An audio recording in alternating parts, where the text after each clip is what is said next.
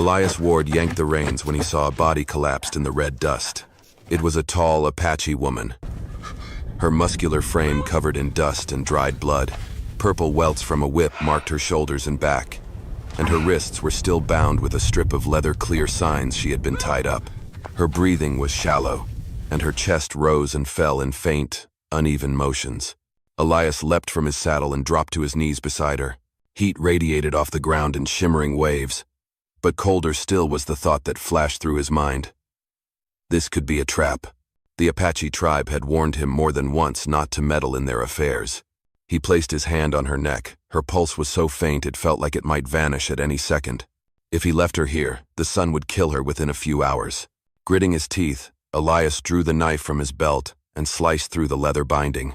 Then he hoisted her over his shoulder. She was heavy, like carrying a whole sack of grain, but he powered through and threw her across the horse's back. "Damn it," he muttered, kicking the reins. The horse bolted forward, red dust swirling in its wake. The scent of blood, sweat, and hot sand mixed in the air. Elias did not look back. If anyone was watching, they would know whose side he had chosen, and this time, there would be no turning back. Elias Ward galloped through the rickety wooden gate, rushing Takina inside the cabin. He gently lowered her down, laying her on an old blanket spread beside the fireplace, then hurried to start a fire.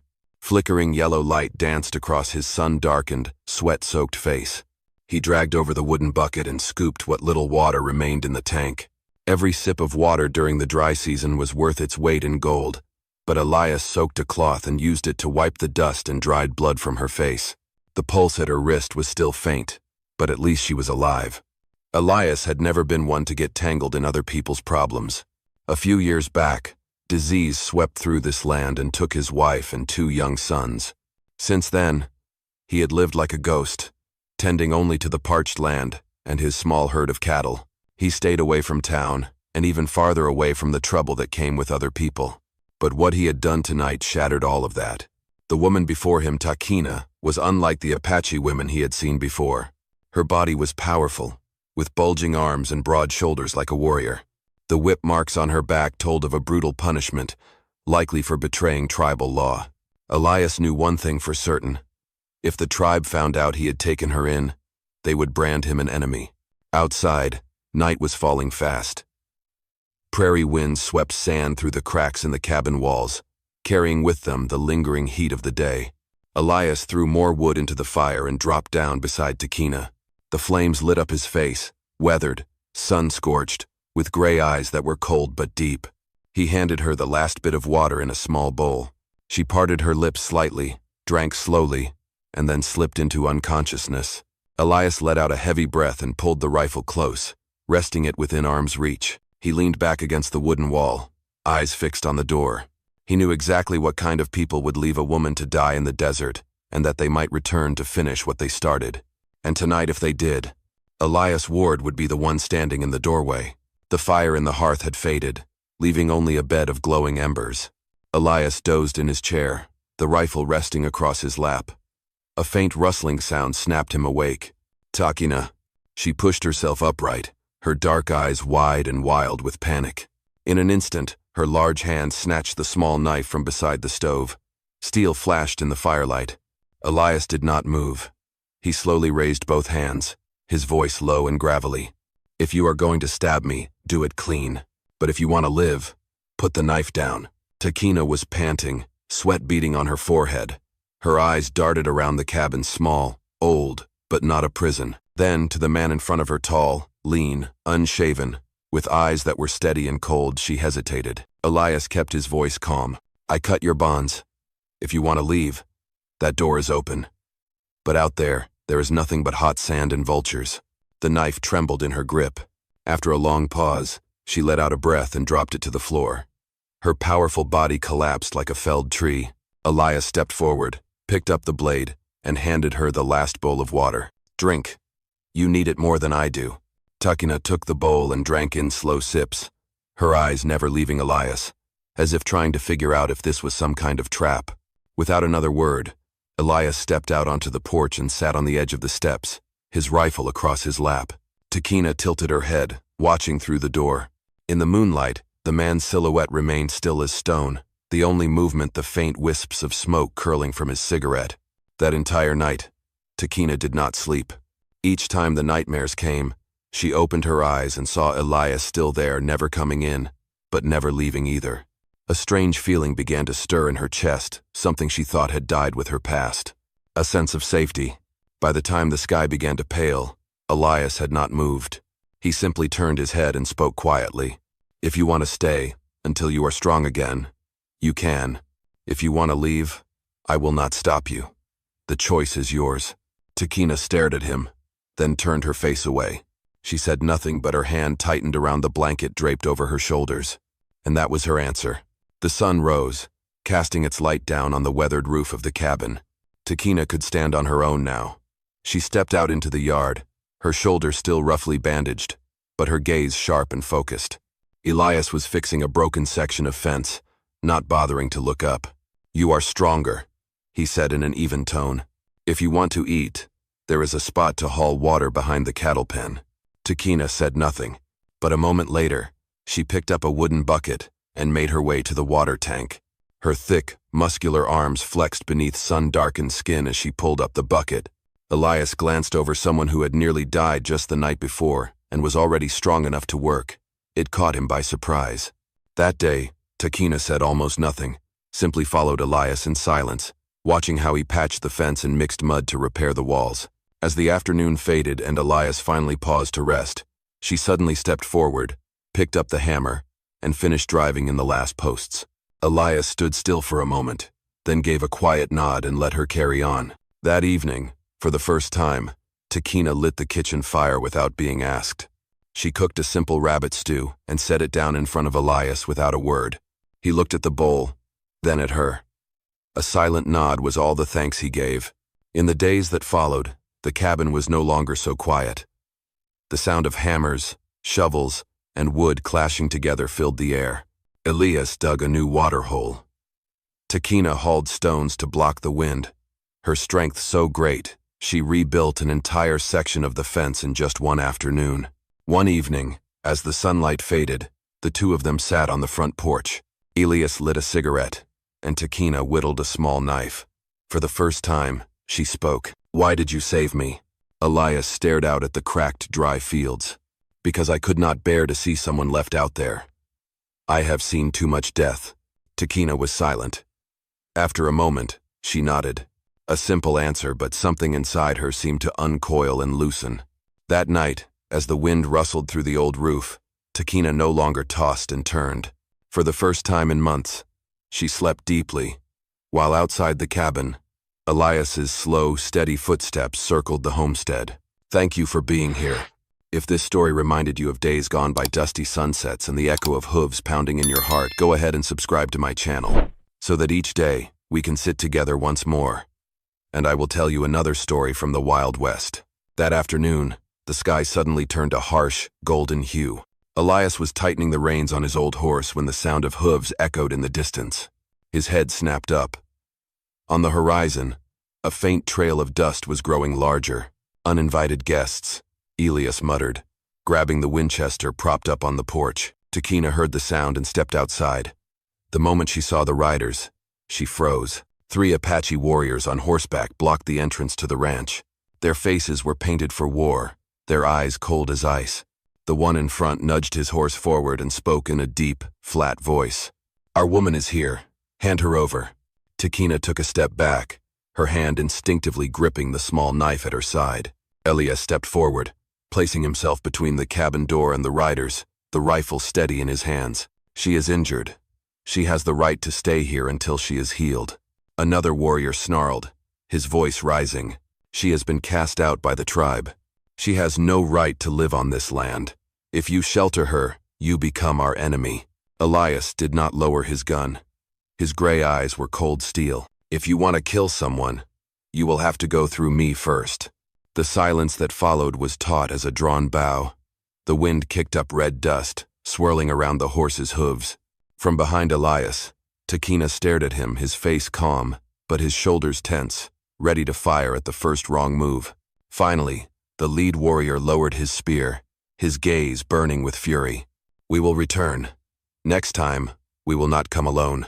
They yanked the reins and galloped off, leaving behind a trail of dust and a heavy, suffocating silence in the yard. Takina gripped her knife so tightly her knuckles turned white. Elias turned back toward her, the fire still flickering in his eyes. "They will come back with more," he said quietly. "If you still want to stay, we have to prepare." Takina nodded, her eyes now lit with a different kind of fire, not fear, but the burning will to survive. That night, Elias lit the lantern and dragged out every round of ammunition and every old sandbag from the shed. Takina stood beside him, sleeves rolled up, helping him barricade the windows and build up defenses in the yard. For the first time since she had come here, she was no longer just a refugee. She had chosen to stand with him for the battle to come. 3 days later, before the sun had fully set, red dust began to rise on the horizon. Elias stood on the porch, his Winchester in hand. Takina had tied her hair back, gripping a spear and a knife, her stance that of a warrior ready for battle. The sound of hooves grew louder until nearly 20 Apache riders swept in, surrounding the ranch in a tight circle. The air was thick with the smell of horse sweat and tanned leather. The warriors remained silent, save for the heavy snorts of their horses. An elder stepped forward. He was old, with long silver hair and a deerskin cloak draped over his shoulders. His face was as stern as stone. He looked at Elias, then at Takina standing tall behind him. "She was cast out. She belongs to the dust. Why do you keep her?" Elias did not lower his rifle, because she is still alive, and she has the right to choose. A murmur rippled through the circle. A young warrior shouted, "She dishonored the tribe. She cannot be allowed to live." Takina stepped forward, her voice thunderous. "I dishonored no one. I was punished for not bearing children, but that is no crime." Silence spread like a wave. The warriors looked at one another, though the fire in their eyes still burned. The elder turned his gaze to Takina. "You choose to live here, under the roof of a white man. That means you sever all ties to the tribe." Takina gripped the shaft of her spear and nodded. "I choose life. Here." The elder was quiet for a long moment. Then he raised his hand. "We will leave tonight. But at dawn, I will return with the council of elders. If you are still here by then, you will no longer be a daughter of the tribe. And you," he turned to Elias, "you will bear the consequences." He turned his horse, and the entire war party followed, their hooves thundering as red dust swirled over the fence line. Once they had vanished from sight, Elias lowered his rifle. Takina still stood tall, her chest rising and falling with every breath. Elias looked at her, his voice low. "By morning, everything will change. Are you sure?" Takina met his eyes, her gaze burning with fire. "I already died once out there. I will not die again." Elias nodded, tightening his grip on the rifle. The night ahead would be long, and when the sun rose, this ranch might become a battlefield. At dawn the next morning, the sky turned a deep, burnished bronze. Elias had been awake long before the rooster crowed. He stood on the porch, rifle fully loaded. Inside, Takina was tightening the bandage on her shoulder, her eyes sharp and cold as steel. A horn sounded in the distance, low and thunderous like a storm. Then the riders appeared, not just a small group this time, but the full council of elders and their escort. At least 50 people surrounded the ranch in a solid circle. A path opened before the gate. The silver-haired elder rode forward. Behind him came 2 older women, their dark hair streaked with gray, members of the matriarchal council, those with the power to decide Takina's fate. Takina stepped out, standing tall. The morning light caught the scars on her sun-darkened skin marks from whips that had not yet fully healed. She no longer stood behind Elias. She stood beside him, shoulder to shoulder. One of the elder women spoke. "Takina, daughter of the tribe, today we ask for the last time. Do you choose to return and face judgment, or do you choose the path of permanent exile?" Takina took a deep breath. The early wind swept through, tossing her hair into a wild storm. "I will not return," she said clearly. "I choose life. Life on my own terms, not under an unjust sentence." Murmurs rippled through the circle. Some warriors gripped their spears tighter. Others bowed their heads, as if silently accepting what they had heard. The other elder woman gave a slow nod. "From this day forward, your name is struck from the lineage. You are no longer a daughter of the tribe. You will not be buried in ancestral soil. But also from this day on, the tribe will no longer hunt you." The old chief turned his gaze to Elias, his eyes sharp as blades. "You sheltered her. That means her fate is now bound to yours. If she sheds blood because of this choice, that blood is also on your hands." Elias did not look away. "I understand." A moment passed, one that felt as long as a lifetime. Then the elder raised his hand. One by one, the warriors turned their horses and withdrew from the circle. Only when the sound of hoofbeats had faded did Takina finally exhale. Her broad shoulders trembled, but her eyes were lit with fire. Elias looked at her for a long time, then gave a slow nod. "You just chose a new life," he said. Takina answered softly, her voice rough but proud. "Number I chose myself." That afternoon, the sky turned pitch black without warning. After weeks of drought, the first drops of rain fell on the dusty roof of the cabin. The scent of wet earth rose thick in the air, as if the whole prairie was letting out a long, weary sigh. Elias stood on the porch, rain soaking through his shirt. He watched the cracked fields slowly soften under the falling water. Takina stepped out behind him, her dark hair wild in the wind, rain glistening on her muscular arms. "The storm came fast," Elias said, his voice rough. Takina said nothing. She stepped down from the porch, tilting her face to the sky, eyes closed. Rain mixed with dust and dried blood on her skin, washing away everything that was left of her past. Elias watched her for a long moment. She was no longer the abandoned woman he had found in the desert.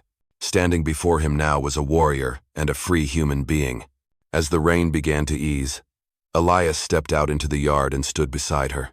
The two of them stood in silence for a long time, listening to the steady patter of rain. "You can leave," Elias said slowly. "They will not hunt you anymore. The road south still leads to town." Takina turned to him, her eyes calm but deep. "And do you want me to leave?" Elias was quiet. Rain rolled down his sun-darkened face. Finally, he shook his head. "Number, I think this ranch. It is no longer big enough for just one person." A faint smile crossed Takina's lips, the first true smile since the day he saved her. That whole afternoon, the two worked side by side, clearing the yard, turning over the soil, repairing the fence. Takina carried the heaviest logs. Elias drove the posts. By the time the sun broke through the clouds again, the ranch looked different, stronger, cleaner, and filled with the scent of new earth.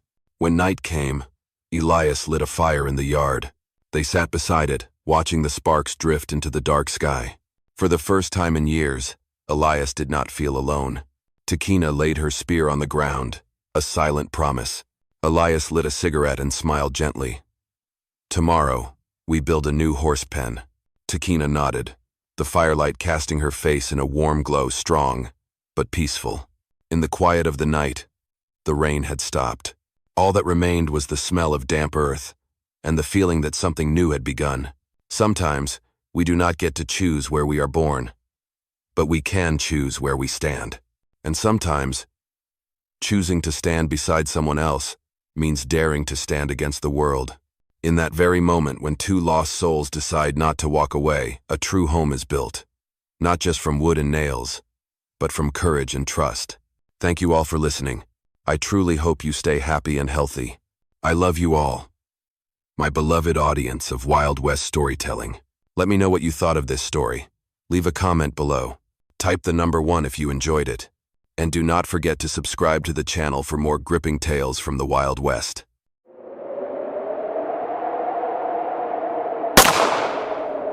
The Dry Hollow station was cloaked in red dust as the train screeched to a halt.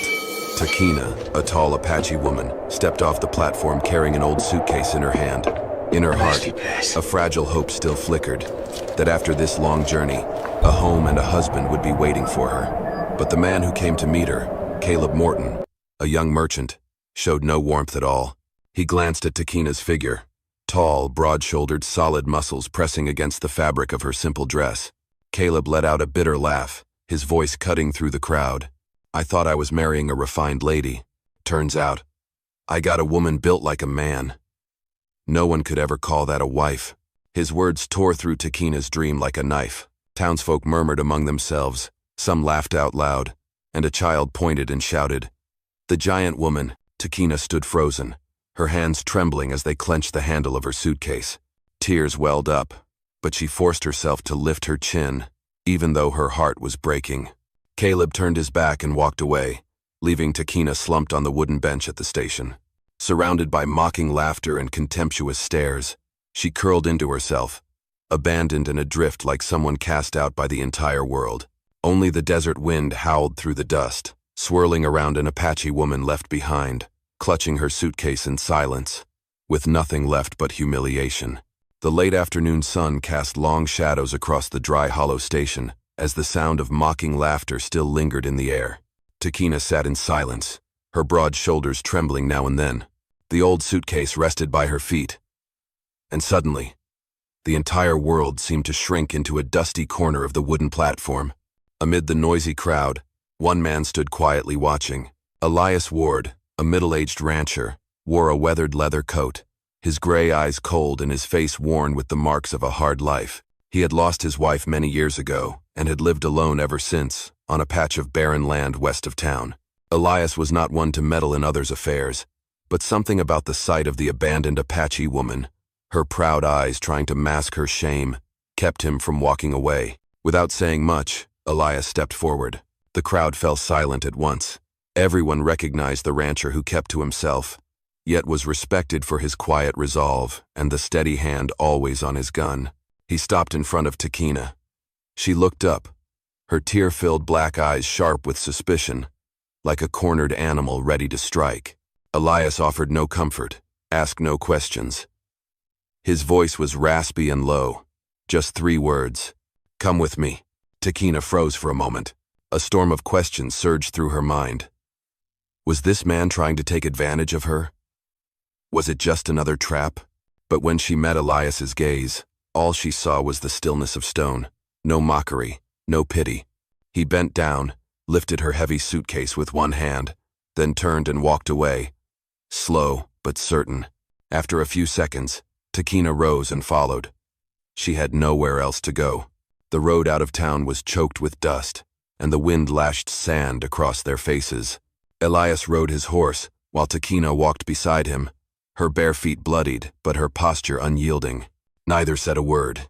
There was only the creak of the saddle and the heavy footsteps of a woman too large for the world around her, eyes burning with a silent longing for a place to belong. By the time darkness fell, they reached a small ranch house nestled deep in the open prairie. The wooden cabin was humble, its fence leaning, the barn quiet. Elias opened the door and gestured. "There is room for you in here. If you want to leave, do it in the morning. But if you stay, live like a human being." Takina paused at the threshold. Inside her, doubt and hope collided fiercely.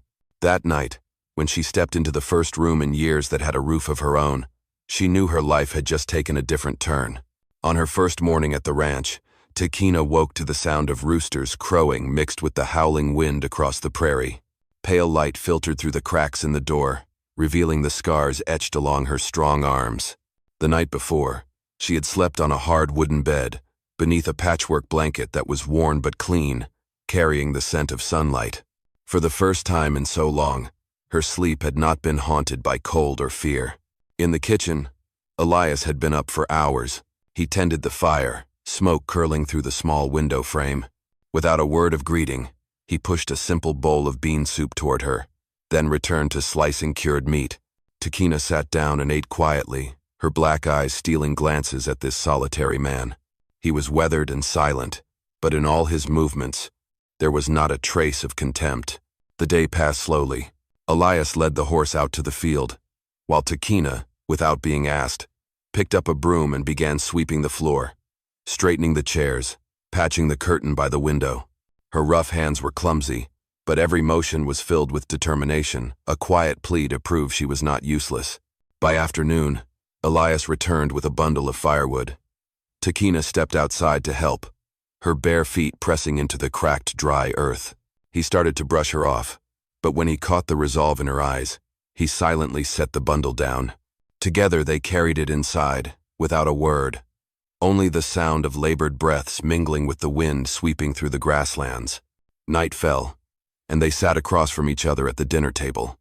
The dim oil lamp cast a golden light on Elias's sun-worn face and the sharp lines of Takina's cheekbones. The silence was heavy, stretching between them. At last, it was Takina who broke it. "Did you bring me here?" Out of pity, Elias looked up, his steel-gray eyes catching the glow in the dark. His voice was calm. "No, I just did not want to watch them treat you that way." The answer stunned her. After so many years of being seen as a burden, no one had ever spoken to her as if she were simply a human being. That night, as she lay down, a strange sense of hope welled up inside her. She thought of a dream long buried, a home, a man strong enough to stand beside her, a child who would one day call her mother. Things that had once felt impossibly distant now flickered like a faint light within this old wooden house. Outside, the wind howled long into the night, but within Takina's heart, for the first time, there was a fragile and precious sliver of peace. Rumors spread fast in Dry Hollow. The oversized Apache woman had been taken in by Elias Ward at his ranch. Some scoffed, others whispered, claiming the lonely old rancher had lost his mind. But in the shadowy corner of the saloon, Emery Granger, the man who once wrote to claim her as a wife, ground his teeth. Publicly humiliated in front of the entire town, he could not stand the thought of Takina, his bride on paper, finding peace in someone else's home. A week later, Emery returned to the station with a thug named Jeb Mullen, a brute with hands like mallets and a face carved in scars. Jeb was infamous in the region. Wherever he went, bloodshed followed. Emery knew better than to face Elias on his own, so he hid behind the shadow of violence.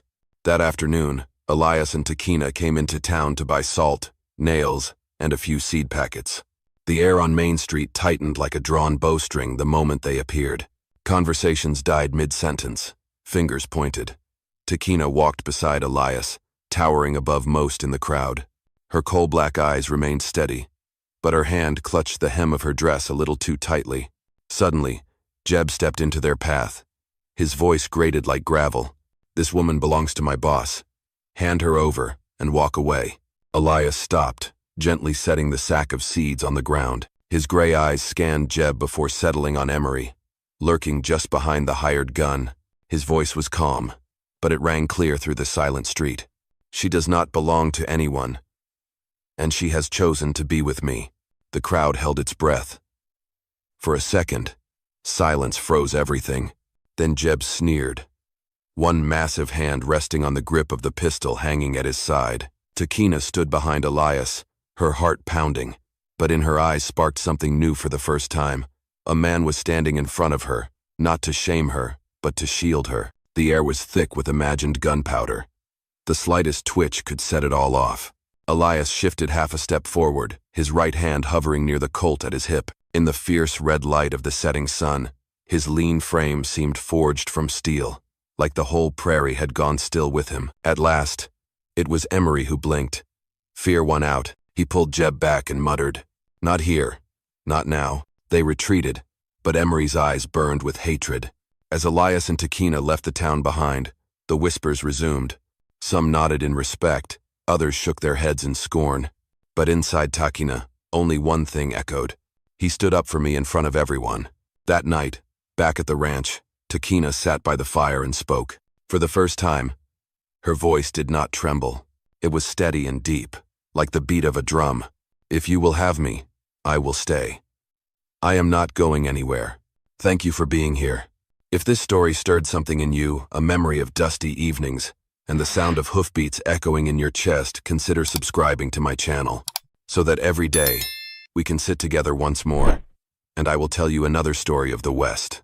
After the tense afternoon in Dry Hollow, Elias's ranch became a rare haven of peace. Takina tied her hair back, her strong hands gradually growing familiar with mending fences, splitting firewood, even leading the cattle out to pasture.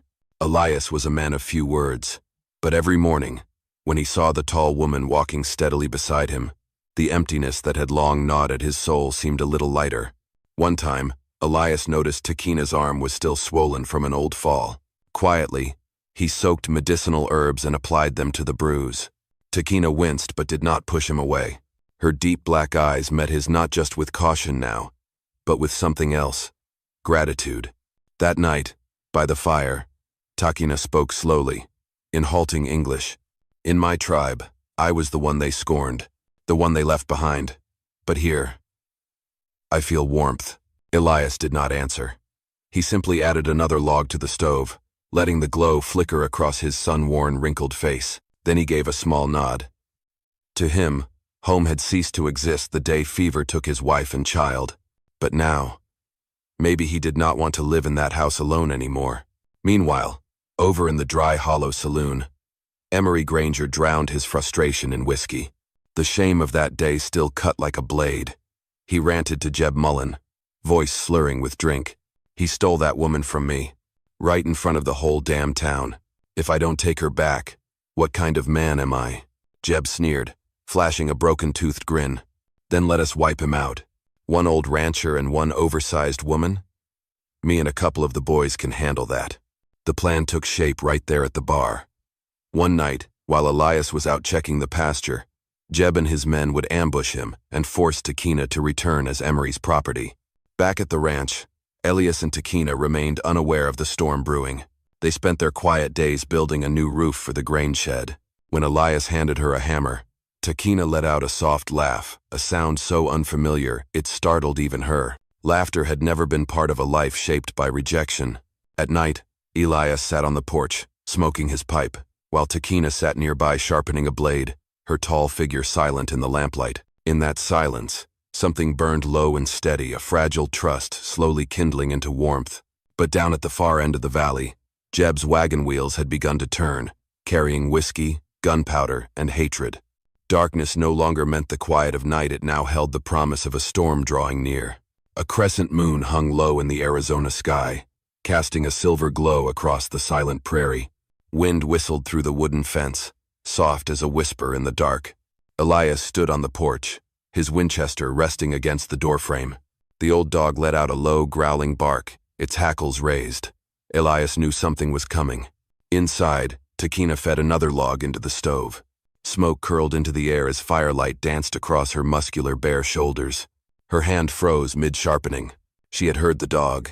Her black eyes gleamed with alertness, the instincts of a warrior never truly fade. Then came the heavy thud beyond the fence line, the unmistakable sound of hooves pounding dry earth. Then more. Then many. Elias tightened his grip on the rifle, his voice hoarse. They are here. Before he could say more, the window shattered with a crash. A bullet slammed into the ceiling beam. Takina lunged and grabbed the short-barreled carbine Elias always kept by the stove. Shadows moved across the yard, Jeb Mullen and three others, guns glinting under the moonlight. Jeb roared, his voice wild and feral. Hand the woman over, or both of you die tonight. Elias answered with a thunderous gunshot, the bullet tearing up dirt right at Jeb's feet. Gunfire exploded in reply. Windows shattered. Firelight caught shards of glass flying through the air. Takina did not flinch. She dropped to one knee, the carbine stock pressed firm to her shoulder, and fired twice. One man screamed, tumbling from his saddle with a thud. Elias covered her, cold-eyed and precise, moving like a man who had fought in wars long past. Jeb charged forward, axe in hand. Takina hurled her knife, the blade slammed into the fence post, inches from his face. He stumbled, then roared, swinging the axe down hard on the fence. Steel flashed in the firelight. Elias pulled Takina back inside and shoved a heavy table against the door. They are not coming through this threshold, Elias said, voice like stone. Takina looked at him, her eyes fierce and warm at once. For the first time in her life, she was not fighting alone. Outside, Jeb and his men howled, hurling torches onto the thatched roof. Flames burst into the night, lighting their snarling faces.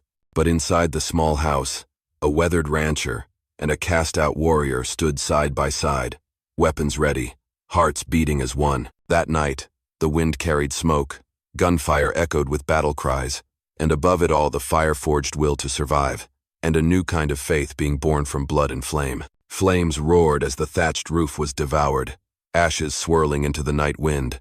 Cattle in the barn wailed in panic, terrified by the gunfire and the crimson blaze.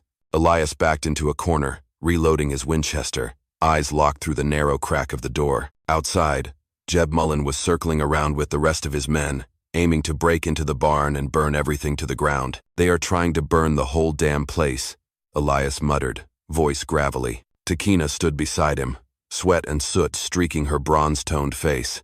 One leg still ached from an old wound, but her black eyes burned bright like live embers. She gripped the carbine tightly, then set it down. With her other hand, she drew the long Apache knife always strapped at her hip. I will hold him off, she said. Elias shook his head. But before he could stop her, Takina had burst through the side door like a gust of wind.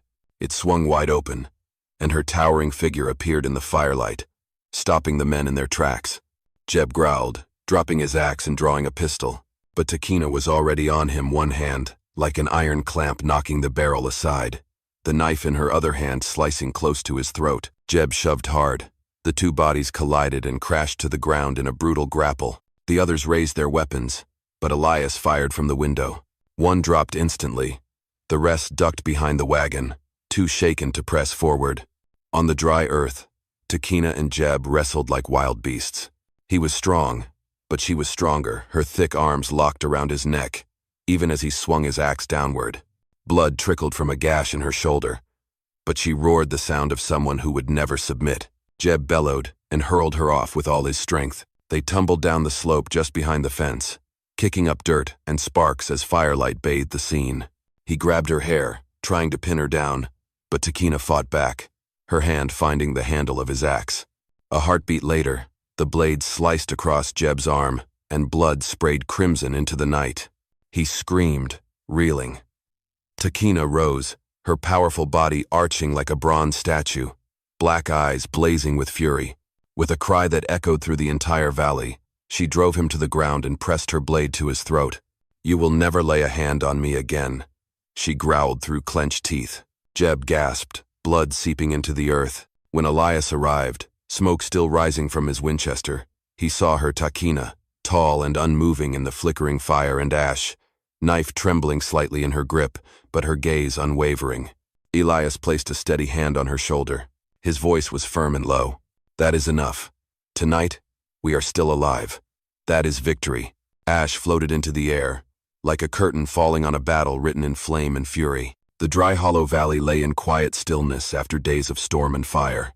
Emery Granger vanished from the land, unable to show his face again after such a humiliating defeat. The thug, Jeb, bloodied and broken, also fled, leaving behind only ash, gunpowder, and the memory of a night that lit the sky red. The ghost that once haunted Takina and Elias had finally faded away. The ranch, though scorched at the roof and scarred by bullet holes, still stood tall, and within that damage, a new home was being built.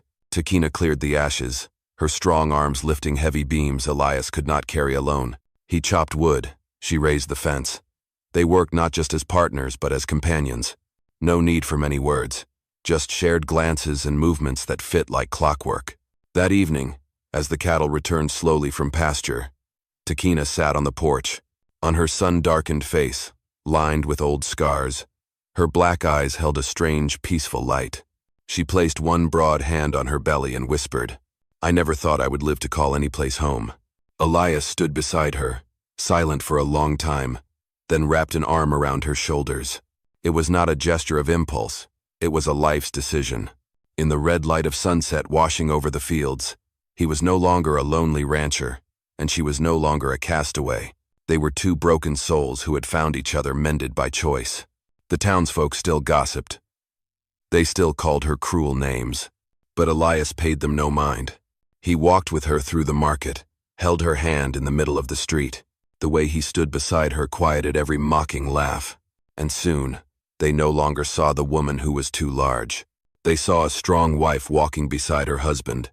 A month later, the doctor from Prescott came to check on Takina's old wounds and smiled as he delivered the news. She was pregnant. The words lit a fire of joy inside the small wooden house.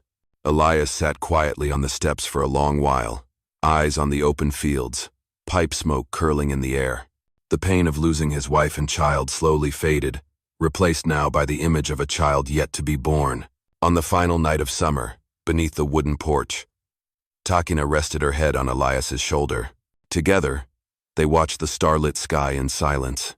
Out there on the prairie, they were no longer lone survivors. They were a family, and my friends, in the harsh land of the West, no one chooses where they are born, but they can choose who they live with. A home, even built from charred timber, stands stronger than any fortress when it is held together by love and trust. That is family, the greatest treasure a person can have. Thank you, all of you. I truly wish that wherever life takes you, peace and joy follow. I love you, my dear listeners of Wild West Storytelling. Let me know what you thought about this story. Drop a comment below. Press 1 if you enjoyed it. And do not forget to subscribe for more gripping tales from the Wild West.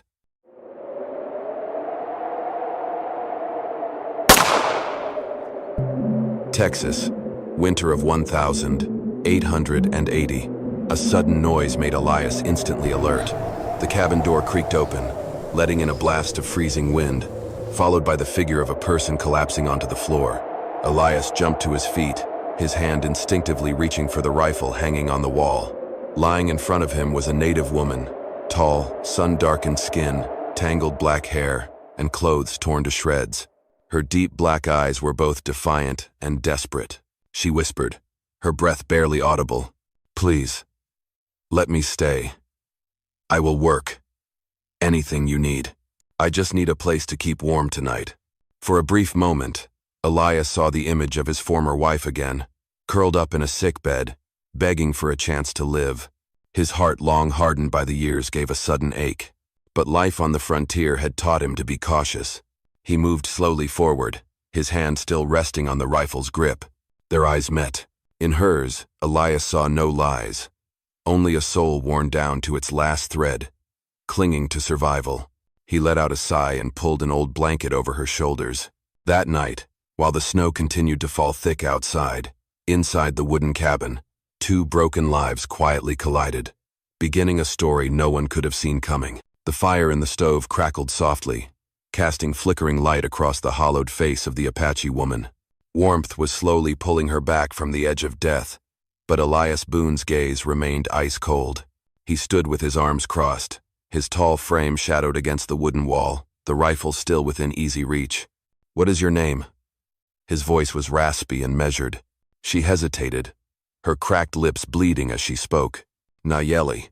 The name echoed in the silent cabin like a confession. Elias glanced at her calloused hands, the old whip marks that ran along her arms. He had been right. This was no ordinary wanderer. "Why did you knock on my door in the middle of a snowstorm?" Elias asked, suspicion sharp in his eyes. Nayeli trembled, but forced her voice to stay firm. "I was left behind. I have nowhere else to go. I just need warmth. I will cook, clean, do whatever work you need. But please, do not turn me away." For a moment, there was nothing but the sound of wind howling through the gaps in the door. Elias said nothing for a long time. Ever since his wife and child had died, he had not let another soul cross this threshold. And yet, those eyes filled with desperation and a raw will to live struck something deep within him, like a plucked string from an old guitar. At last, he spoke through clenched teeth. "Listen carefully. You can stay, but you work for your keep. There is no room here for anyone who will not pull their weight." Nayeli lifted her head, tears streaking down her sun-darkened cheeks. She nodded firmly, as if making a vow. Elias turned away, tossing another log into the fire. That night, he lay on his old wooden bed, rifle at his side, eyes wide open. Across the room, Nayeli curled up in the blanket, still trembling. Two strangers, from two different worlds, now sharing the same roof. Outside, the snow kept falling, but inside, a fragile agreement had just been made, the beginning of a long trial neither of them could yet imagine. On the first morning after that fateful night, Elias Boone woke early, as was his habit. He quietly threw on his wool coat and stepped outside to check on the livestock, leaving the cabin behind with only the sound of wind howling and the biting cold. When he returned, he stopped at the doorway. The once cluttered room had been tidied up. The scattered firewood was now neatly stacked by the stove. Years of grime had been wiped away, and even his old coat with a long tear along the sleeve had been sewn up with rough thread. Nayeli stood there, her hands still trembling from the cold, but her eyes were steady. "I told you, I would not be a burden," she said softly, her voice both weary and proud. Elias did not answer right away. He simply set the supply bag down on the table, poured a cup of water, and handed it to her. That small gesture, to Nayeli, felt like an unspoken acceptance. In the days that followed, the old cabin began to fill with unfamiliar sounds. The clatter of knives on the cutting board, the soft creak of footsteps across wooden floors, the gentle stir of a spoon in a pot of thin soup. Though clumsy, Nayeli was persistent. The fire in the stove never died out, and for the first time in years, Elias had a meal that carried a hint of flavor, however simple it was. In return, Elias showed her how to lead the horses to pasture, how to mend the fence knocked over by the wind, and how to start a fire using dry wood during a snowstorm. He spoke little, but now and then, his steel-gray eyes glanced at her without the cold edge they once carried. At night, they sat quietly in front of the fire. The flickering flames cast long shadows of two people, a guarded white man and a scarred Apache woman. No words were exchanged, but the distance between them seemed to shrink a little with each evening. Once, when Elias saw her gently touch the whip mark on her arm, he almost asked, but the words never came. Instead, he slowly added another log to the fire. Deep down, he knew this woman carried a past soaked in pain and blood. The prairie outside remained cold and windswept, but inside the cabin, something had begun to shift. Elias, though he would never say it aloud, had grown used to the sound of a second pair of footsteps in the house, and Nayeli, still cautious, no longer flinched every time the cabin door shut behind her. They were still strangers, but the silence between them was no longer heavy. It was more like the pause before the first note of a song begins to play. The cold slowly began to retreat as winter entered its final month, but Elias Boone's wooden cabin still clung to the scent of smoke and a heavy silence. Days of working side by side had eased the tension, but both of them still seemed to carry invisible walls around themselves, until one night, those walls began to crack.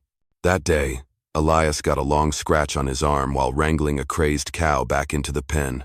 He just shrugged it off. Blood and sweat were part of the routine, but Nayeli insisted he sit still, silently cleaning the wound and wrapping it with rough cloth. Her calloused fingers trembled slightly, yet moved with care. Elias sat motionless, his eyes resting on her sun-worn face, where fatigue was etched deep. "Who left those whip marks on your arms?" Elias asked, his voice low and gravelly. Nayeli froze. Her hand tightened around the cloth. Her breath slowed, and her dark eyes wandered off into the void. Then, like floodwaters breaking through a long-block dam, her words spilled out. "They took me when I was still a girl, traded me, then sold me. When I was no longer worth anything, they left me behind. Even my tribe turned me away, said I brought misfortune." She let out a bitter laugh, one without any joy. "I survived, but I no longer have a place to call home." The room fell into a deep silence. The fire cracked and popped, its light reflecting in Elias's steel-gray eyes. He clenched his good hand, as if holding something back. Then, slowly, he said, "I lost everything too, my wife and son.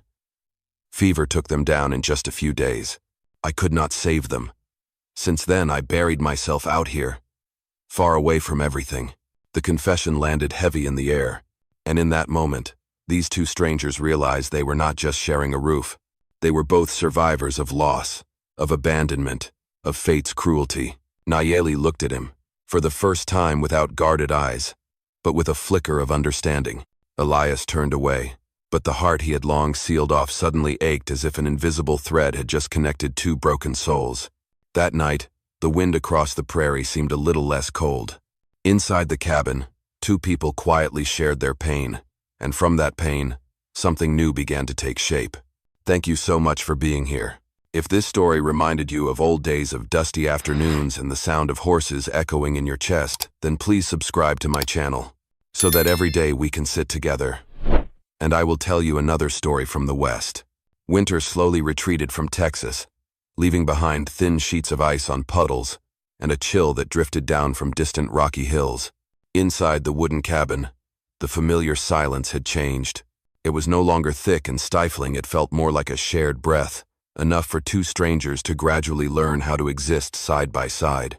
One morning, Elias Boone returned from town with a sack of seeds. He set it on the floor, intending to lock it away in the storage shed like always. But then he paused, his steel-gray eyes glancing over at Nayeli, who was sweeping the floor. Sleeves rolled high, revealing a network of old scars. Elias hesitated, then slowly pulled a key from his pocket and placed it in her hand. "From now on, you keep it. The food, the seeds, they are yours to manage." Nayeli froze. That tiny key felt heavy, like a wordless acknowledgement. She held it tight, eyes shimmering but no tears fell. For the first time in years of wandering, she felt truly trusted. A few days later, Elias took a hard kick to the hand from a horse, and the wound swelled red and angry. He brushed it off, used to pushing through pain, but Nayeli would not allow it. She made him sit, then cut away the fabric, boiled water, and cleaned the injury. Her strong hands were clumsy but filled with determination. Elias winced, but did not stop her. He watched her sun-kissed face, the strands of black hair damp with sweat clinging to her brow, and saw in her a kind of care he thought he would never know again. "You need to rest for a few days," Nayeli said, her tone firm, almost commanding. Elias gave the faintest smirk, a hint of a smile breaking through years of gloom. He did not argue. From that day on, their work was clearly divided. Elias taught her how to handle the horses, patch saddles, while Nayeli took charge of cooking, managing supplies, and tending to him as his arm healed. They shared meals at the same table, worked the same yard, and still sat by the fire each evening. But now, the space between them was no longer a wall. It had become a bridge, built out of trust in small gestures, in brief glances, in unspoken nods. In the flickering firelight, Elias sometimes caught Nayeli watching him no longer with fear or suspicion. And for him, each time her footsteps echoed on the wooden floor, the house no longer felt too wide or too empty. Trust, the rarest thing on the frontier, had finally taken root in that lonely little cabin. Spring arrived quietly on the Texas prairie, not with a roar, but with the last patches of snow melting into gentle streams winding around the tree roots, and green sprouts pushing up through dry earth. For Elias Boone, it was also the first time in years that he felt something truly shifting inside his own home. One rainy spring night, the wind carried the scent of wet soil and the rhythmic patter of raindrops on the wooden roof. The cabin glowed with firelight, the crackle of burning wood drowning out the rain. Elias sat quietly at the table, his eyes following Nayeli's silhouette as she carefully mended the coat he always wore out to the fields. Those strong hands, once scarred and marked by lashes, now moved with surprising grace. His voice broke the silence, low and slow. "You do not owe me anything. Nayeli, you can leave whenever you want." She looked up, her deep black eyes meeting his steel-gray gaze. Her voice was soft but unwavering. "I know, but I do not want to leave. For the first time, I do not feel invisible." In that moment, something unseen bound them tighter. Elias stood, stepped closer. He placed his rough hand on her shoulder, hesitated, then gently brushed a damp strand of hair from her cheek. Nayeli trembled slightly, but did not pull away. The fire danced between them as their shadows merged. Then Elias leaned down and kissed her, a kiss that was hesitant, unsure, but burning with a flame neither had felt in years. It was their first, clumsy, tender, yet fierce like a spark, reigniting long cold embers in two hearts that had nearly gone silent. That night, the sound of rain outside mingled with the rush of breath inside the cabin. They found each other not just through glances, but through old wounds, through shared loss, and through a deep yearning to belong. When dawn broke, they were no longer just two people sharing a roof. They had become something more, bound by trust and by love. Nayeli lay on her side, quietly watching Elias sleep. In her heart, she whispered to herself, "For the first time, I am no longer alone." News traveled fast on the frontier, faster than any post rider or telegraph wire. After just a few trips into Dry Creek to buy salt and bullets, the whispers had already begun. That widower's living with some Apache woman out in the cabin past the valley. At first, it was just murmurs. Then came the stares, sharp, pointed glances every time Elias Boone tied up his horse outside the blacksmith shop. Women pulled each other away from Nayeli whenever she followed him into town for supplies. Groups of men loitered outside the saloon, spitting on the ground and scoffing. Pitiful. His wife and kid are dead, so now he shacks up with a red-skinned stray like she's some kind of pet. Nayeli heard it. Her face burned. The dark eyes that once held firm now shimmered with held-back tears. But she bit her lip and said nothing. That night, back at the cabin, she quietly folded her clothes, the thought of leaving settling in her mind. But then Elias walked in, saw her, and his voice turned hard. "What do you think you're doing?" Nayeli spoke barely above a whisper. "I do not want to bring you shame." A long silence followed.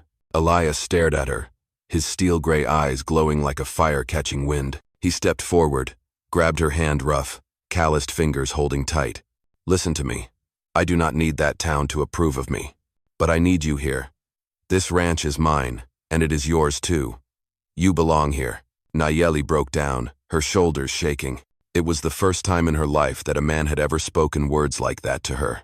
The next day, Elias rode into town, but not alone. Nayeli walked beside him, head held high. The whispers returned, along with mocking chuckles. But when a drunken man stumbled toward her, reaching out to touch her, Elias grabbed the man by the collar and shouted for all to hear, "Anyone who lays a hand on her will have to go through me first." No one laughed after that. The street went dead silent, save for the horse's restless snorts. Elias let the drunk fall, then wrapped his arm around Nayeli's shoulder and led her straight through the crowd. From that moment on, the gossip was no longer just a joke. It became something no one could deny. Elias Boone, the widowed rancher, had chosen to stand beside an Apache woman, and he would never turn his back on her. Summer painted the Texas prairie in a brilliant shade of gold. The sun scorched the land. But on Elias Boone's small ranch, something else was quietly growing. Nayeli often held her belly, her calloused hands gently resting there as if listening to the life within. Her deep black eyes no longer held the despair of the day she first stepped into the cabin. Now, they shone with a mix of hope and quiet fear. One afternoon, as Elias returned from the fields, he found Nayeli sitting on the wooden steps, her eyes shimmering with tears. Her voice trembled as she spoke. "Elias, I am pregnant." For a moment, he stood still. Memories of his wife and child rushed over him like a storm. The old fear of loss gripped his heart again. But when he looked into her eyes, Elias knew this was not the same pain. This was a new beginning. He said nothing. The very next day, he went into the woods, cut timber, and smoothed each plank by hand. For days, the sounds of hammering and carving echoed through the cabin. When Nayeli opened the storage room, she froze. There, beside their bed, stood a wooden cradle, sturdy, rough, but full of care. Elias, drenched in sweat, offered a quiet smile. "Our child will sleep here." Nayeli covered her mouth, tears rolling down her cheeks.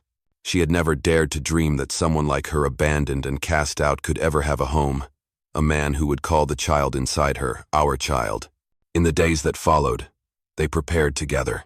Elias taught Nayeli how to till the soil to plant more corn. She stitched up an old quilt, turning it into a soft cover for the cradle. At night, they sat on the cabin porch, the breeze carrying the scent of wild grass, the sunset painting the horizon in shades of fire. Elias wrapped his arms around her from behind, his weathered hand resting gently on her belly. In that moment, all the judgment, all the whispers, all the years of isolation melted away. They were no longer outcasts. They were a family, a small home built with love and a trust stronger than anything else. And in that harsh land of the frontier, as the sun dipped behind the mountains, the story of Elias and Nayeli came to a quiet close, like a rare, peaceful ballad where two broken souls found each other and chose to stay together forever. Dear friends, love on the frontier is not made of fancy promises, nor sweet songs sung over drinks. It is simple and enduring, like the wooden fences standing against the wind, like the fire that burns through the winter night. Elias and Nayeli did not find each other through fate, but through the courage to open their hearts after loss. In her deep black eyes, Elias found a reason to keep going. In his rough arms, Nayeli discovered that she was no longer someone to be cast aside. Their love was not born of sweet words, but of quiet acts of care. A hand dressing a wound, a loaf of bread laid on the table, a cradle built with sweat and belief. In a place where guns and prejudice always linger, the only force strong enough to stand against it all is love. It not only soothes old wounds, but builds a home, a place where two broken people can find themselves again. And that is the greatest strength of all, the strength of the heart. In the end, I always wish you a joyful and happy life. I love you, my dear audience of Wild West storytelling. Tell me what you thought of this story. Leave a comment down below. Type the number 1 if you enjoyed this story. And do not forget to subscribe to the channel for more thrilling tales from the Wild West.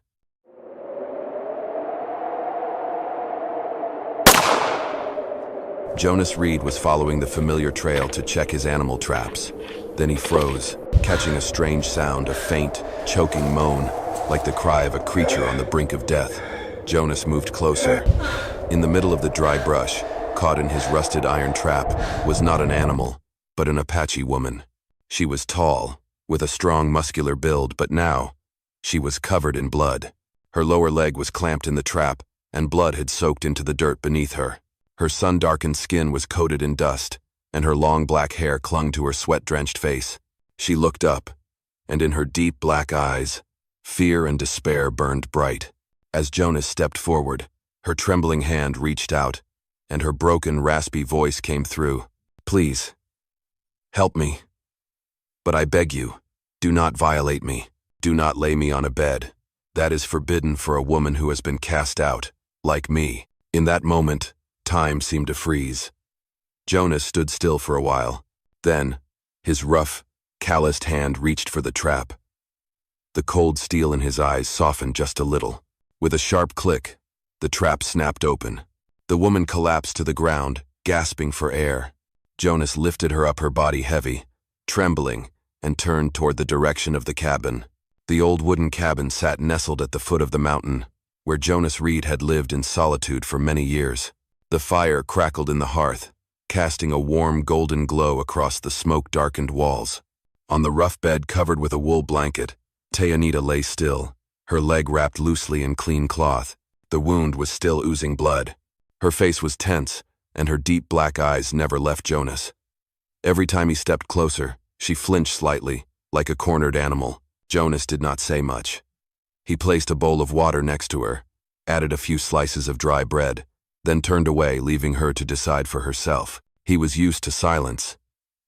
But this silence felt different, tight, suffocating, as if one spark could set it all ablaze. That evening, the wind howled through the wooden walls. Jonas sat by the fire, his steel-gray eyes fixed on the flames, though he was not really seeing them. Behind him, he heard a soft rustle. Tayanita was trying to sit up, reaching for a piece of bread. Her fingers were trembling, but she bit into it fiercely, like someone who had gone hungry for days. Jonas did not turn around. He simply nodded to himself. At sunrise, he led the horse out of the stall and prepared water for the cattle. Through a crack in the door, Tayanita watched, her eyes filled with both caution and curiosity. This man was nothing like the others she had met. No cages, no commands, just quiet living, and allowing her to exist in whatever space she needed.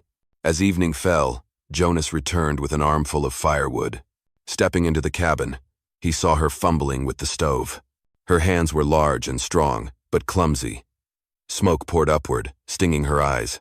She spun around, gaze sharp with challenge. "I do not need you." Jonas said nothing. He simply stepped forward, pulled out one stick, gently blew on the ember, and the fire sparked to life. Placing the stick back, he turned and walked away, leaving her standing there, stunned. That night, while the wind screamed outside in bursts, three things coexisted within the small cabin: fear, caution, and the faintest seed of trust. Jonas lay on the long bench, eyes staring at the ceiling, listening to the uneven sound of Tayanita's breathing behind him. And for the first time in many years, the cabin was no longer completely empty. In the days that followed, the small cabin slowly took on a different rhythm. Tayanita, though still cautious, had started getting out of bed, hobbling around the room. Her bandaged leg caused her pain, but her eyes still burned bright, never willing to show weakness.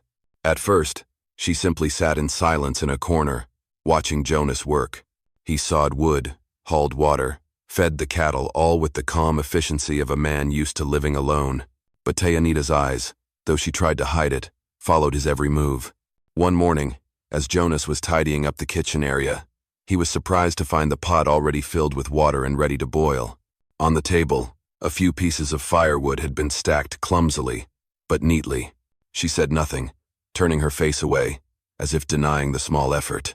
Jonas said nothing either, just gave a slight nod, then went back to work. On the third day, he saw her trying to lift the axe to split wood. Her arms were strong, but her movements were awkward. The blade struck at an angle, sending a chunk of wood flying, nearly hitting her foot. Jonas rushed over and grabbed the axe handle. Their eyes locked, his, cold gray. Hers, deep and dark. The tension was thick, almost explosive. But then he simply pushed her hands back gently and set the axe down. "You do not need to push yourself before you have healed." Jonas's voice was low, firm. Tianita pressed her lips together, pride burning in her gaze. But that evening, he noticed the firewood had been stacked more neatly than before. Little by little, the distance between them began to shrink. They still spoke little, but the silence was no longer heavy. Shared meals became more familiar. Tianita ate slowly, and once, when she looked up, she caught Jonas quietly sliding an extra piece of meat onto her plate. She looked surprised for a moment, then turned away, hiding a faint, uncertain smile. Another time, when Jonas was outside repairing the fence, a strong gust of wind blew the window open. Tianita limped over and struggled to close it. Her rough hand pressed against the wooden frame, holding it shut until Jonas returned. When he stepped inside, her forehead was damp with sweat, but her eyes dared him. "I am not weak." Jonas looked at her longer than usual. He said nothing, simply took her calloused hand away from the window and handed her a dry cloth. And for the first time, Tianita did not pull back. Day by day, the cabin that once held only the presence of a solitary man now carried another breath, rough, proud, but very much alive. Neither of them had said it out loud, but both had taken the first steps on the path toward trust. One rainy night, the wind howled down from the mountains, lashing against the tin roof of the cabin with long, mournful wails. In the fireplace, the flames crackled softly, casting a warm orange glow on the wooden walls scarred with old bullet marks. Jonas sat by the window. A dusty banjo rested quietly at his feet. His eyes stared out into the black curtain of rain. Across the room, on the bed, Tianita lay silent, her dark eyes wide open, unable to sleep. The sound of the rain stirred something in both of them, memories they would rather forget. Jonas spoke, his voice rough, like wind moving through stone. "I once had a family, a wife, and a son who never got the chance to be born. One winter, a plague swept through. I watched them go, all of them. And since then, it has been just me and this house." He paused. His hand trembled slightly as he held his cigarette. In that silence, Tianita turned toward him, her gaze fixed. The firelight softened her weathered face, making her eyes seem even deeper. After a long moment, she whispered, her voice breaking like dry twigs, "I lost everything too. They called me a curse. Because for years I could not bear children. They saw me as a burden, a reason for the tribe's decline. My husband abandoned me. Even my own blood cast me out." As the words left her, Tianita's broad shoulders trembled. Years of pride, years of hardened wounds, cracked open like shattered glass. Jonas did not come closer. He did not offer comfort. He simply nodded, eyes of cold steel fixed on the fire. Two people, a rancher who lost his family, and an Apache woman cast away, sat in opposite corners of the cabin, yet shared the same abyss inside their souls. That silence was no longer heavy. It had become a thread thin, invisible, that drew two broken hearts closer together. Outside, the rain still poured against the cabin walls. But inside, for the first time in many years, two people no longer felt entirely alone. Thank you for being here. If this story brought back old memories, dusty afternoons, the sound of hooves echoing deep in your heart, then subscribe to my channel, so that each day we can sit together again. And I will tell you another story from the Wild West. Winter was slowly retreating from the mountains, but the nights remained cold as steel. Even with the doors shut tight, the wooden cabin shuddered with each gust of wind. Jonas sat in front of the fireplace, his calloused hands carving a rough spoon out of a piece of wood. His eyes, however, were not truly focused on the task. They kept drifting toward the woman sitting in the far corner. Tianita, wrapped in a worn wool blanket, was patiently stitching up a torn shirt with an old thread. The night was quiet. Only the crackling of the fire filled the space. Then, without a word, Jonas stood up and reached for the thickest coat hanging by the door. He walked over and gently draped it across Tianita's broad shoulders. She flinched, her dark eyes locking onto his, alert and a little confused. Jonas spoke softly, his voice rough but warm. "It is cold." Tianita did not reply, but her hand, still holding the needle, trembled slightly as if holding back something she could not name. From that moment on, the small gestures began to grow. At meals, Jonas always pushed the meat toward her side of the plate. When she tried to carry water from the well, Jonas followed silently behind, keeping hold of the rope to steady the bucket. No words were exchanged, But those quiet acts of care slowly began to wear down the thorns around their hearts. One evening, after a long day repairing the fence, they sat together on the porch. The highland wind blew past, carrying the scent of dry grass and cooking smoke. Jonas poured her half a glass of corn whiskey and offered it. Tyanita hesitated, then took it and sipped. The sting of the liquor made her full lips tremble slightly. Their eyes met longer than usual. In the glow of the firewood, Jonas saw something in her gaze that was no longer just fear or pride. There was another light now. Faint, but impossible to look away from. Without saying a word, he reached out and touched her rough hand. Calluses met calluses. Tyanita did not pull away. In that moment, it felt like the final thread had snapped free. Jonas leaned in, his lips brushing against hers, hesitant at first, then firmer, as if trying to make up for all the lonely years and all that had been lost. Tyanita trembled. Her strong shoulders leaned into him, and in that embrace, two broken souls finally found something to hold on to. That night, the cabin did not echo only with wind and fire. It held the sound of breath shared between two people who had dared to step out of the dark and into the light. Rumors spread like wildfire across the dry prairie. In town, whispers stirred about an Apache woman cast out now hiding at Jonas Reed's ranch. Some laughed. Others began calculating how much she might fetch if handed over to the nearest trafficking post. And among them, one bounty hunter quietly accepted the job. His name was Clay Murdoch, tall and lean, with skin weathered like rusted iron and eyes sharp as a blade. He had made his living tracking down the broken and the damned. Now, he had set his sights on this woman, determined to collect a handsome reward. One late afternoon, with red sunlight spilling across the open plains, Jonas was leading a horse into the stable when he heard hoofbeats in the distance. The clink of metal on saddle rang out like a funeral bell. Jonas slowly released the reins and rested a hand on the rifle at his side. Tyanita stepped onto the porch, her sun-darkened face held high, black eyes blazing in the fading light. She had lived a life under scorn, but this time, she knew real danger had come calling. Clay Murdoch reined in his horse at the wooden gate. His voice was dry and coarse. "I heard you are keeping an Apache woman. That woman is worth something. Hand her over, and I will walk away." Jonas stood tall, his shoulders heavy like the mountain at his back. He answered flatly, "She is not a thing to be traded." Clay smirked, waving a crumpled warrant in the wind. "Then you are standing against the law, and I like fools like you stubborn to the end." The wind swept through the tall grass, lifting dust across the open yard. The air grew thick, almost suffocating. Jonas took a quiet step back, giving Tyanita a slight nod, as if to tell her to go inside. But she did not move. She gripped the small axe in her hand, her eyes burning like fire. The sky turned to deep indigo. Darkness was falling, and with it, a confrontation that could no longer be avoided. Jonas knew well. Blood would be spilled. He turned to Tyanita, his voice low but firm.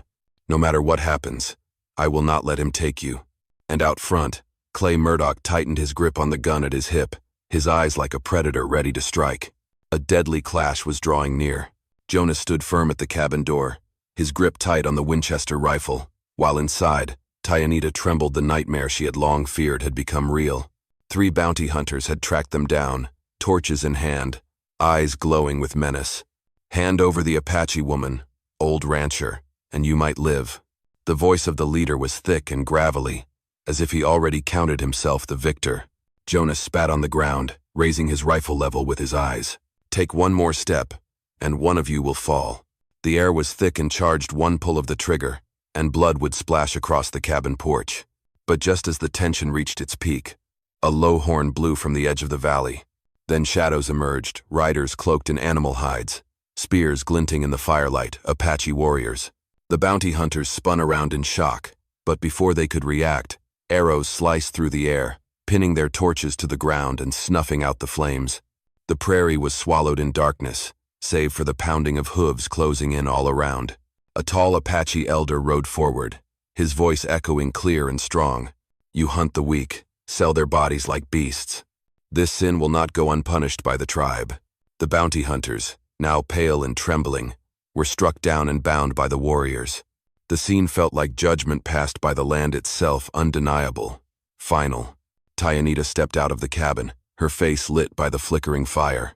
The very warriors who once turned their backs on her, now bowed their heads. The elder's voice turned rough, heavy with meaning. We were wrong to cast you aside. You are of our blood. From this day on, if you choose to stay with this man, that will be your choice. But know this, we have come to make amends. Tears welled in Tyanita's eyes. She turned to Jonas, and her strong hand reached for his hand, the one that had dared to stand against the world for her.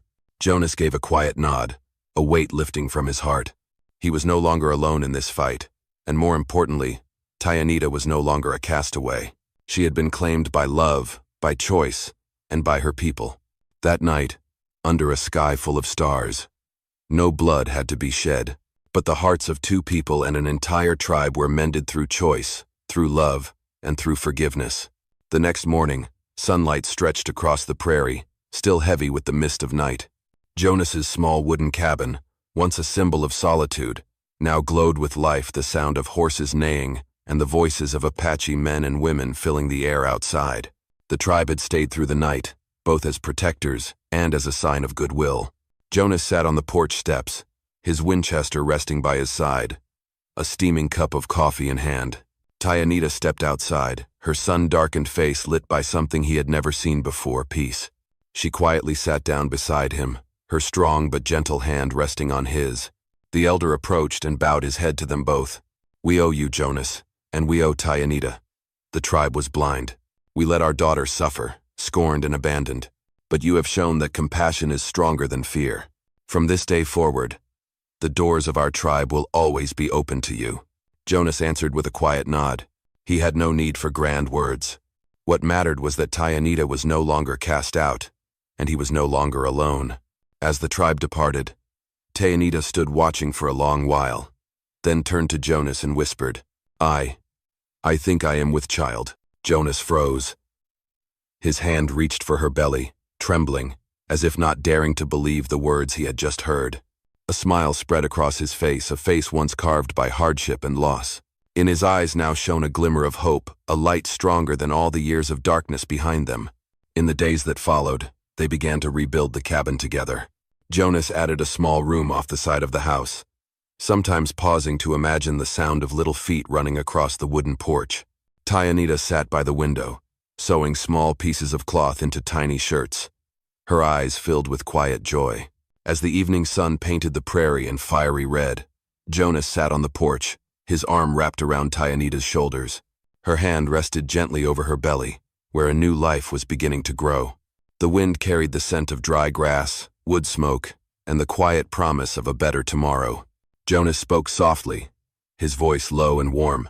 Maybe God let us lose our way, just so we could find each other. Tyanita leaned her head against his shoulder and closed her eyes. In that moment, they both knew, though the world outside remained harsh, they had a home, a family, and a faith that nothing could shake. Out on the prairie, where once there was only dust and loneliness, a new story had taken root, one of love, forgiveness, and a family born from pain. Dear friends, in the desert of life, love is the rare drop of water that nourishes the soul. It does not erase every scar, but it makes us strong enough to keep walking. A man can survive by fire and steel, but he only truly lives when he finds a hand to hold and a home to return to. In the end, I wish you a life full of joy and happiness. I love you, my dear audience of Wild West storytelling. Tell me what you thought about this story. Leave a comment below. Type the number 1 if you enjoyed it. And do not forget to subscribe for more thrilling stories from the Wild West.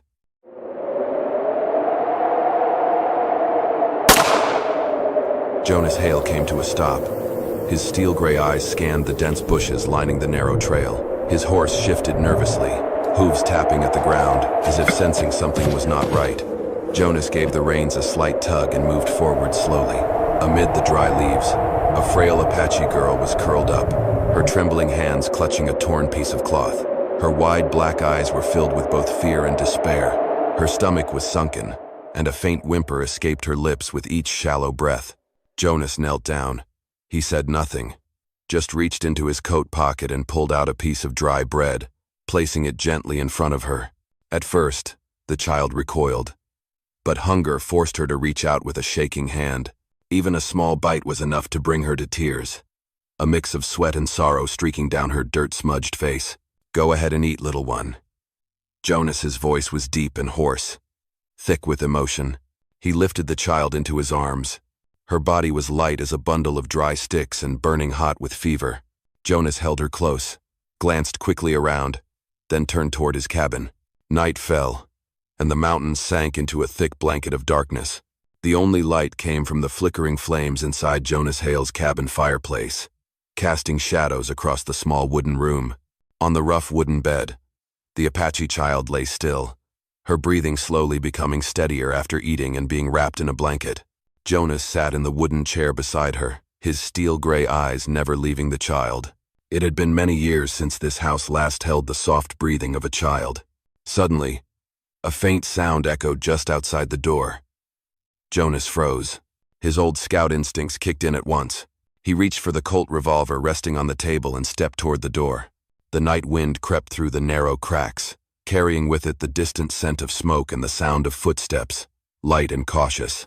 When Jonas pushed open the door, the figure of a tall woman appeared under the moonlight. Her frame was strong, her thick black hair tangled and wild, and her eyes as dark as burning coal. A scar still marked her shoulder, and her body was barely covered by a tattered hide dress. She stood tall, gripping a bone knife in her hand. Her voice was rough but rang with strength. "Where is the child?" Jonas did not flinch. His gaze remained calm and cold. "She is sleeping. If you are her mother, then come inside." The woman stepped in. Her eyes instantly welled up when she saw the little girl on the bed. She dropped to her knees beside her daughter, whispering through trembling sobs, "Ahioka." Jonas watched in silence. He realized he was standing before a soul both fierce and broken. The woman turned to face him, her eyes meeting his proud, yet uncertain. "I am Nara, the girl's mother. According to Apache tradition, because you saved my daughter, this body now belongs to you." The room fell into a tense silence. Jonas hesitated, his hand tightening unconsciously around the grip of his gun, unsure how to respond. A part of him wanted to refuse. He had no use for such an obligation. But when he looked into Nara's eyes, he saw more than submission. He saw a plea to be protected, a longing simply to exist. Jonas took a long breath, then said softly, "Stay here, both of you. I do not want a body given to me. I only want the child to live." Nara said nothing. Her large hand gripped her daughter's tightly, but her eyes shifted, uncertain. For the first time, a man did not see her as an object, or a tool, but simply as a human being. Outside, the wind howled through the pine trees, and in that small cabin, an invisible thread began to weave between three strangers, linking their fates in a way none of them could yet understand. On the first morning, pale sunlight filtered through the dusty wooden window, casting a soft glow on Ahioka's pale face. The little girl shifted beneath the blanket, her lips moving slightly as if caught in a dream. Nara sat beside her, her large, calloused hand gently brushing the tangled hair away from her daughter's forehead. The deep black eyes that had been so fierce the night before now held only exhaustion and weariness. Jonas Hale stood on the porch, holding a mug of hot coffee in one hand, his eyes scanning the field of sun-scorched grass, yellowed by drought. It had been a long time since his home echoed with voices, with breathing that was not his own. But Nara's presence stirred something inside him, unease. Yes, but also a strange, quiet urge to protect. That entire morning, the small cabin carried an unfamiliar energy. Jonas worked outside near the cattle shed, repairing the fence, but his eyes often flicked toward the doorway. Inside, Nara was struggling to get the fire going.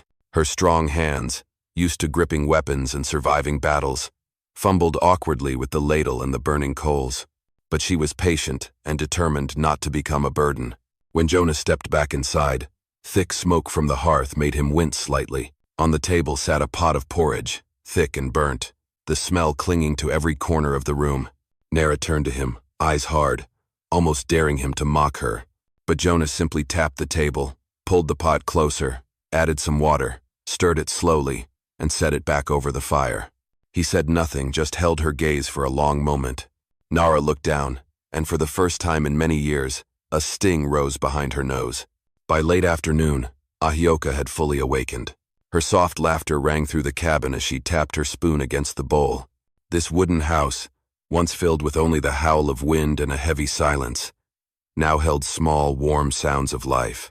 Jonas sat across from them, watching mother and child eat.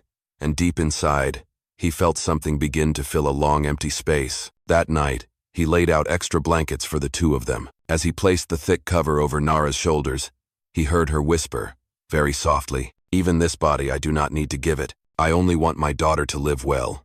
Jonas paused. His steel-gray eyes remained quiet. He did not answer.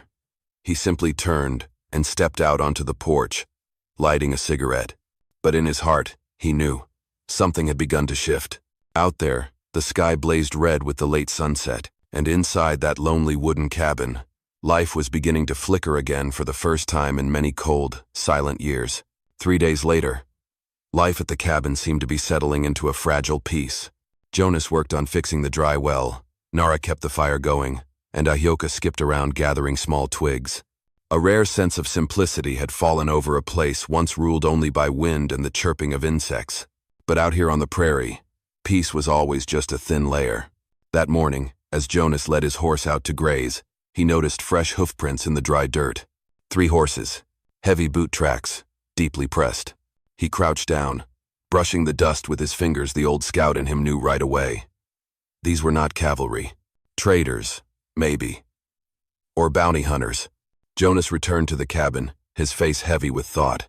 Nara looked up, her dark eyes instantly wary. In his silence, she read something she had known all too well. Trouble was near. "They have found me," she said hoarsely, her large hand tightening around the dagger strapped to her hip. Jonas did not deny it. He opened the cabinet, pulled out the dust-covered Winchester rifle. The sharp sound of the bolt slamming into place silenced the room. Ahyoka looked on, confused, not yet understanding. That afternoon, 3 men appeared at the bottom of the hill. One of them, thick-bearded and wearing a fur-lined coat, stepped forward.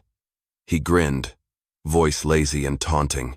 "We heard Mr. Hale here's been keeping something that got lost from the trading post. We are just here to take it back.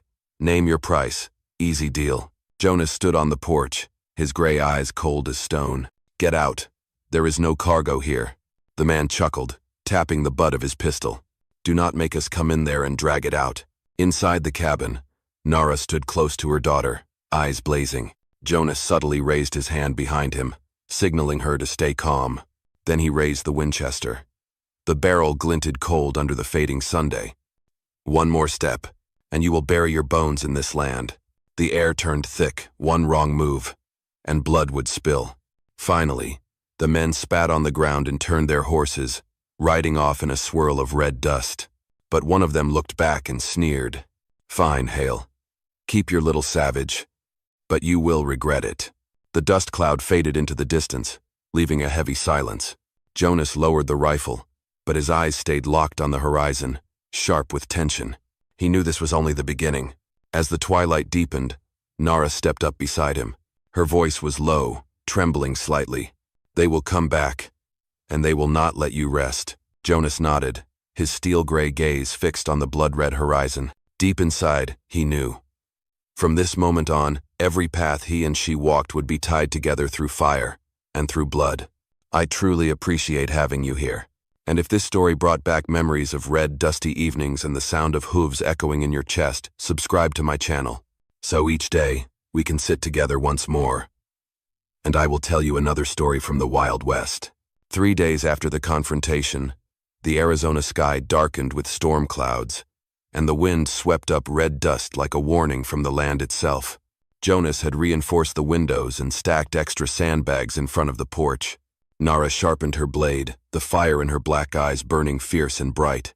Ahyoka was placed in the small crawl space beneath the floor, wrapped in a warm blanket with a flask of water by her side. "Do not come up unless I call for you," Jonas said, his voice hoarse but steady. The little girl nodded, her wide eyes glistening, clutching the wooden doll her mother had whittled just the day before. The sound of pounding hooves thundered from afar, like storms striking the earth. Jonas gripped his Winchester tighter. More than a dozen riders emerged through the dust, led by the same bearded man from before, now astride a massive horse with a whip hanging at his side. He shouted, "Jonas Hale, do not think you can hide her forever. Bring the woman out and we will spare your life. Otherwise, this cabin will burn." Jonas stepped out onto the porch, tall and lean like a weathered pillar. His steel gaze swept across the men. For a moment, the wind lifted his old leather coat, revealing the hardened chest of a man who had seen war and lived through it. "You came looking for blood? Then do not expect to leave this place alive." The sharp click of a loaded rifle broke the silence. Nara stood just behind him, gripping her wooden bow, the arrow tip wrapped in cloth and ready to burn. In that moment, two fates, a rancher who had lost everything and an outcast Apache woman, became one. The men split into two groups, one circling to the rear, the other charging straight ahead. Jonas fired first. The bullet tore through the wind, striking the lead rider in the shoulder and knocking him off his horse. His scream sent the other horses into chaos. The bearded man cursed, cracking his whip and urging the others forward. Nara's flaming arrow shot out, embedding in the bundle of dry hay they had tied as kindling fire exploded, throwing the attackers into further disarray. Within moments, the red prairie turned into a pocket of hell. Gunfire, horses screaming, fire and smoke and dust everywhere. Jonas reloaded in a blur, each shot finding its mark, dropping 3 or 4 men in rapid succession. Nara was just as fierce, moving like a shadow through the cabin, throwing knives and loosing arrows with unwavering precision. At last, the attackers fled in chaos, leaving behind blood-streaked trails and a few fallen horses. The bearded man looked back, hatred and fear twisted in his eyes as he shouted, "This is not over, Hale." As the smoke cleared, Jonas leaned against the porch beam, breathing hard. His hands trembled slightly, but his eyes burned bright. Nara stepped outside, blood streaking her cheek, the depths of her black eyes glowing with quiet pride. No words were needed. They simply exchanged a long look. And in that moment, an invisible bond sealed their fates together, through whatever storms might come. Night fell, and the prairie sank into a silence so deep it was almost haunting. After the confrontation, the air around the cabin hung heavy, thick with the lingering scent of smoke and the whine of wind through dry grass. Jonas sat on the porch steps, the Winchester resting across his knees. The firelight from a small pile of burning wood cast shadows across his hollow, rugged face. From inside the cabin, Nara stepped out, her tangled black hair falling over her broad shoulders. Dried blood still marked her cheek, but her eyes burned bright, full of life. She sat down beside him. Her large, calloused hands trembled slightly as they rested on her knees. Jonas glanced over, then silently handed her the water flask. Nara took a long sip, her breath heavy, as if trying to exhale the tension of the entire day. "They must hate us deeply by now." Her voice was hoarse, barely above a whisper. "I know," Jonas replied simply. He took a slow drag from his cigarette, the bluish smoke curling into the wind and vanishing into the dark. A long silence settled between them. Then Nara turned to him, her deep black eyes locked onto his. "You could have told us to leave, sent us away to avoid trouble. But you didn't." "Why?" Jonas stayed quiet for a while. His steel-gray eyes stared out at the blackened field, where moonlight drew pale silver lines across the cracked earth. "I lost everything once. My wife. A child that never got the chance to be born. All I had left was this house, and the silence that came with it. I cannot watch another soul fade away in front of me. Not again." Nara's hands clenched, her lips trembling. She had never expected a man to speak to her like this. "I cannot promise you peace," she said, her voice low but steady. "But I swear this, my daughter and I will fight beside you, until our last breath." Jonas turned to face her. Their eyes met. In that moment, no sweet words were needed, no kiss exchanged. But something deeper than love formed between them, a silent vow, witnessed only by the stars and the endless night. Inside the cabin, Ahioka stirred softly in her sleep, her breathing calm and even. Outside, the cold wind howled through the wooden fence. But on the porch, two figures sat side by side, quiet, steady, unbroken. That night, in the heart of danger and darkness, they found something both had long thought lost: faith. Before the sun could rise, the prairie trembled under the thunder of hooves. Jonas sprang to his feet, Winchester already in hand. Nara stood beside him, bow drawn tight, her black eyes gleaming. On the hillside, a swarm of horsemen charged forward, more than 20 riders, their dust-covered shirts clinging to them, tattered flags flapping wildly in the wind. At the head rode the bearded man, his face now twisted with hatred. "Hail!"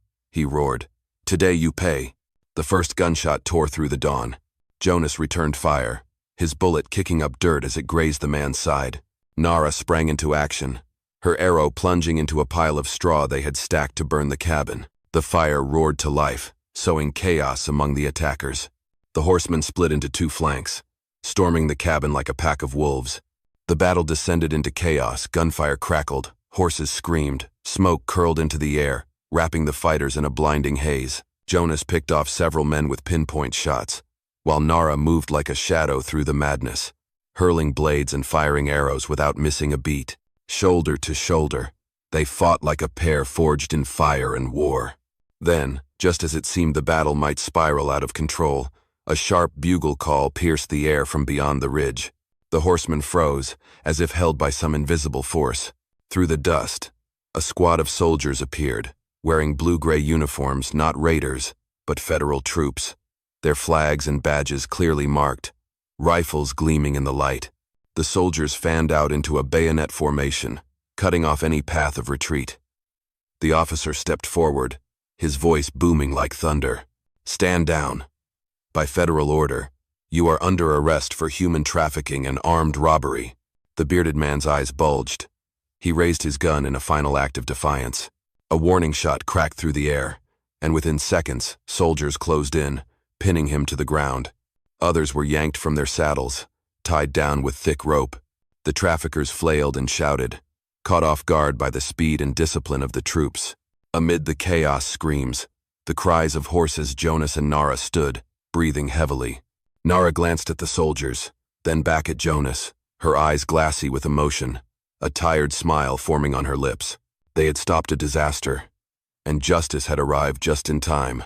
The officer approached, eyeing the burn on Nara's shoulder and the child sleeping inside the cabin.